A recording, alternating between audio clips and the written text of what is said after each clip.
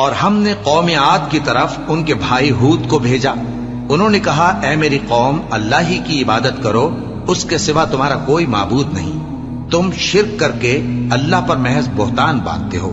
میری قوم، میں اس واعظ و نصیحت کا تم سے کچھ صلہ نہیں مانگتا، میرا صلہ تو اس کے ذمے ہے جس نے مجھے پیدا کیا، بھلا تم سمجھتے کیوں نہیں؟ اور اے قوم، اپنے پروردگار سے بخشش مانگو، پھر اس کے آگے توبہ کرو، وہ تم پر آسمان سے موسلا دھار بارش برسائے گا اور تمہاری طاقت پر طاقت بڑھائے گا، اور دیکھو گناہگار بن کر روگردانی نہ کرو۔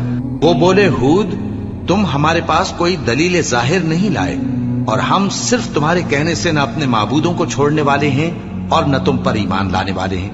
ہم تو یہ سمجھتے ہیں کہ ہمارے کسی معبود نے تمہیں تکلیف پہنچا کر دیوانہ کر دیا ہے۔ انہوں نے کہا کہ میں اللہ کو گواہ کرتا ہوں اور تم بھی گواہ رہو کہ جن کو تم اللہ کا شریک بناتے ہو میں ان سے بیزار ہوں، یعنی جن کی اللہ کے سوا عبادت کرتے ہو، تو تم سب مل کر میرے بارے میں جو تدبیر کرنی چاہو کر لو اور مجھے مہلت نہ دو۔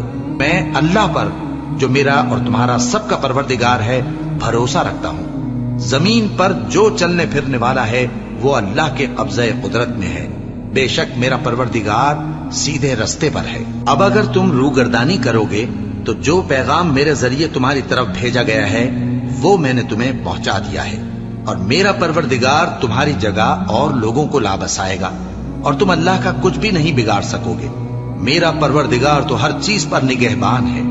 اور جب ہمارا حکم عذاب آ پہنچا تو ہم نے ہود کو اور جو لوگ ان کے ساتھ ایمان لائے تھے ان کو اپنی مہربانی سے بچا لیا اور انہیں عذاب شدید سے نجات دی۔ یہ وہی قوم عاد ہے جس نے اللہ کی نشانیوں سے انکار کیا اور اس کے پیغمبروں کی نافرمانی کی اور ہر سرکش و متکبر کا کہا مانا، اور اس دنیا میں بھی لعنت ان کے پیچھے لگی رہی اور قیامت کے دن بھی لگی رہے گی۔